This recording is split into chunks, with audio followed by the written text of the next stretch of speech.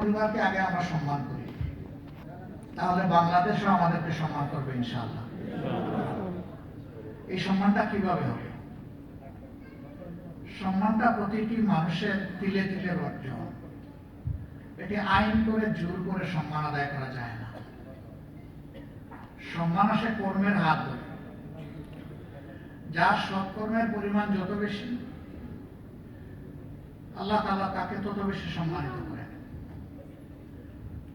আমাদের মেডিকেল পেশায় আমি সূচনায় বলেছি, সবসময় সবচেয়ে দুঃসময়ের সবচেয়ে নিকটের আপনজন হচ্ছেন যারা নার্স না, ইভেন ডাক্তাররাও না। ডাক্তাররা ফুল টাইম সার্ভিস দিলেও ওই রকম না, একেবারে লেগে থাকতে পারেন না। এই বছরের 2 আগস্ট আমার বাইপাস সার্জারি হয়েছে।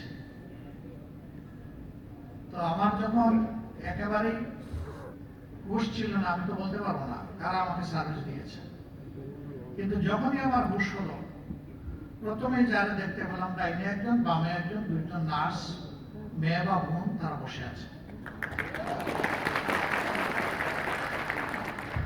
আমার চোখ মেলার সাথে সাথে আমি আনন্দ বা বিশাল কিছুতেই ছিলাম না, কিন্তু তাদের দিকে যখন দৃষ্টি পড়লো, দেখলাম যে তারা খুবই আনন্দিত। আমার এইটুকু উন্নতিতে তাদের মধ্যে একটা আনন্দের ঢেউ খেলে গেল। আবার যখন হাসপাতাল থেকে বিদায় নেব, তখনও তারা কাছে এসে ঘিরে, আসলে আমি গুনাহগার মানুষ, একে একে সবাই দোয়া চাইতে শুরু করল। প্রথম যখন আমার চোখ মিলি, তখন আবেগে আমার চোখ দিয়ে পানি আসে, কারণ আমি জানতাম এটা আমার ন্যাচারাল কোর্স ফর রিকভারি। কিন্তু যখন হসপিটাল ছেড়ে চলে আসে, তারা যখন সবাই এগিয়ে আসে অথবা যার যার জায়গা থেকে আমাকে দোয়া করে দিল, তখন হালকা একটু পানি আমার চোখে এসেছে। আমি এই 10 দিন যাদের ভালোবাসা এখানে পেয়েছি, তাদের এই আপ্লুত অবস্থা দেখে আমার মন সাক্ষী দিল যে এটা আর্টিফিশিয়াল ছিল না, এটা ছিল তাদের কলিজার ভিতর থেকে।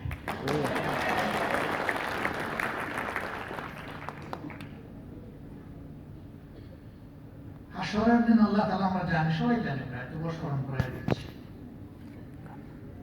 কোন কোন মানুষকে আল্লাহ তাআলা বলবেন, আরে আমি যে অসুস্থ হয়েছিলাম, তোমার কাছে গেলাম, তুমি তো আমাকে অ্যাটেনশন দিলে না, তুমি তো আমার সেবাটা করলে না।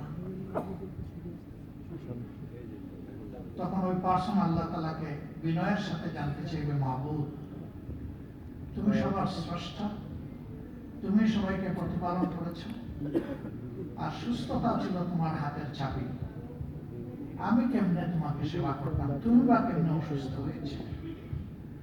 আল্লাহ তাআলা তখন বলবেন, আমি মানে আমার সৃষ্টি, আরেকজন মানুষ, তোমার মতোই মানুষ, অসুস্থ হয়ে তোমার সেবা নিতে গিয়েছিল এই আস্থায় যে তুমি তার সেবা করবে, কারণ তোমার সেই শিক্ষা এবং যোগ্যতা আছে।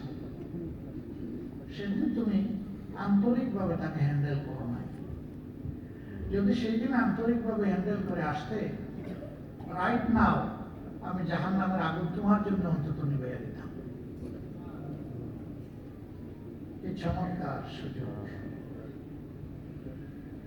এই পেশায়, মহৎ পেশায় যারা আছেন, তারা লাইফ লং এই পেশার ইনশাআল্লাহ বেনিফিট এনজয় করবেন, life here and hereafter, দুনিয়ার জীবনে, আখিরাতের জীবনে, 2 জায়গায়।